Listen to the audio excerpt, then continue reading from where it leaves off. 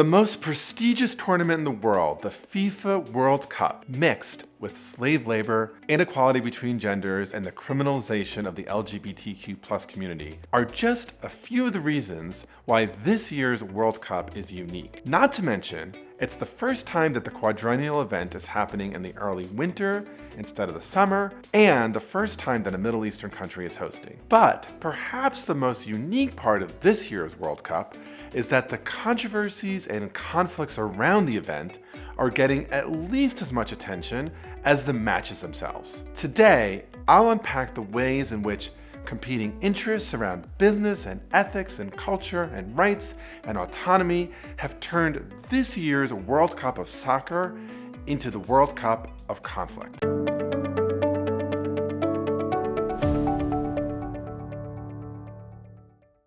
You know, negotiations are typically marked by competing interests involving ethics and money and values and autonomy. But in the case of the World Cup, the negotiations that landed Qatar the hosting rights were the seeds of ongoing controversy and tension that have really been front and centered during this year's World Cup matches. Now, the story of Qatar winning the rights to host is one where business interests ended up trumping ethical interests, human rights concerns, and at least some would say common sense. But it's also a story of how sheer power, in this case the enormous wealth of Qatar, smooth over concerns about climate, or the use of nearly slave labor, or inequality between genders in Qatar, or criminalization of LGBTQ+ persons. While Qatar has gotten away with corruption and slave labor and oppression of women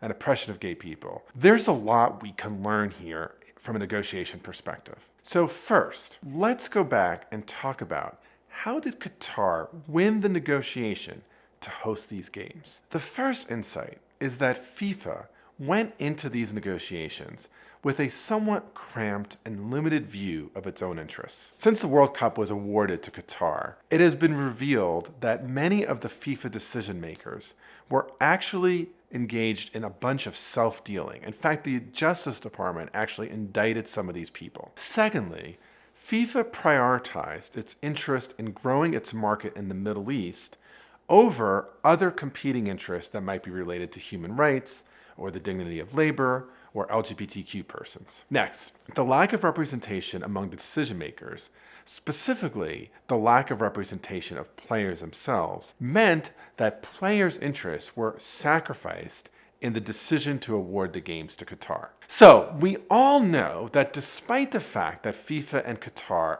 often ignored interests of many stakeholders in this negotiation, it basically seems like they calculated well. Well, why is that the case? Even though there's been substantial backlash against Qatar, the reality is that the ratings for the games were relatively high, no major advertisers pulled out, and it seems to me at least that even those who may care deeply about climate or workers' rights or queer rights haven't really stopped watching the games, and they haven't stopped being interested in the matches or the results or the competition. So why is that the case? Well, I think that also comes down to some real basics about negotiation. Because when we talk about evaluating a good outcome in a negotiation, we mean reaching a deal that meets our interests and that is better than if we didn't reach a deal. And we also talk about using a situation to create additional value for ourselves. And so even those who see some of the Qataris' behavior as egregious have used these games and their involvement in the games as a way to advocate for things they care about, to advocate for human rights and workers' rights and queer rights.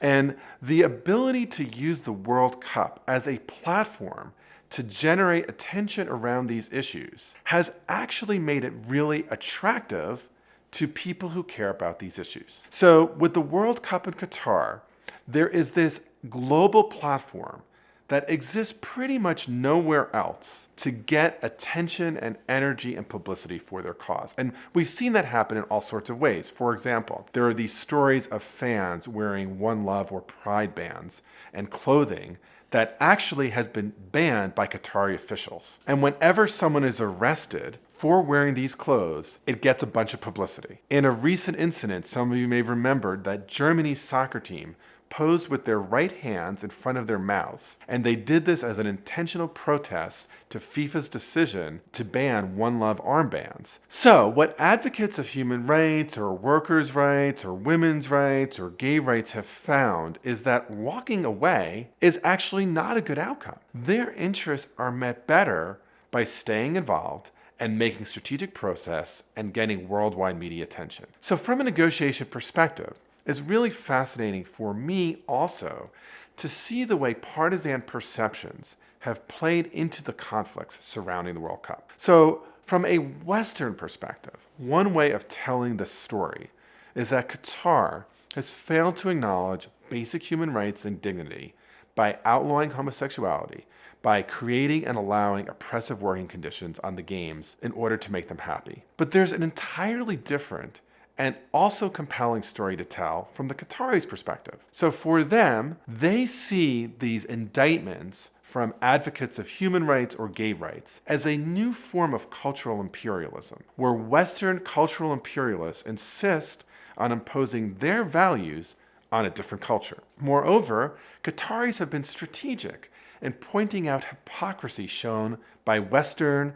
pearl-clutching human rights advocates. For example, they've pointed out that why is it not okay to play soccer in Qatar because of the way we treat LGBTQ people, but you're still ready to buy oil from us to heat your homes in Europe? And so from a negotiation analytic perspective, we can see the power of partisan perceptions to create entirely different stories and narratives of what has gone on around these World Cups. So with all of this controversy, what insights do the World Cup games provide about conflict and negotiation? First, in most situations, negotiations are really not susceptible to absolutism. Good negotiators do what they can to advance their interests, but before walking away from a negotiation table, they still assess, are their interests better served by staying involved and reaching a deal or walking away? So being absolute, being ideological in a negotiation is a bad strategy. And in this case,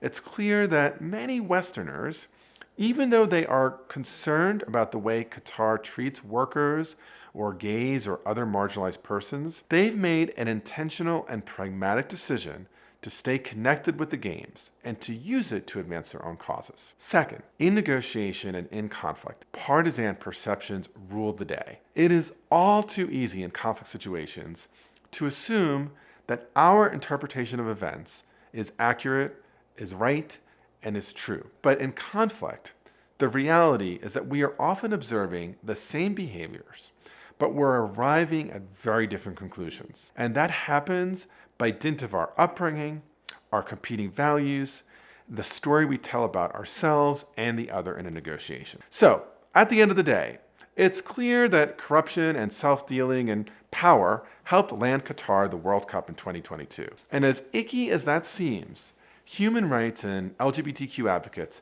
have really played the situation well. Sitting out would have meant losing a chance to have these issues highlighted on the global stage. In the long run, despite feeling deeply uncomfortable with continued involvement with the World Cup in Qatar has provided this unique media platform to set the groundwork for increasing leverage, support, and attention on these issues. So these are my views from a negotiation analytic perspective, but I want to hear your views. Please put them into the comments and let's start a really good dialogue on this. If you want to see me take on another issue involving the World Cup, watch this next video where I discuss the flap between Iran and the United States and the Iranian flag. So thanks for watching, and before you go, be sure to like this video, ring the bell so you never miss a new video from me, and also I'd be really grateful if you subscribe to this channel. Okay, you know you want to watch Iran and US matchup. Keep watching.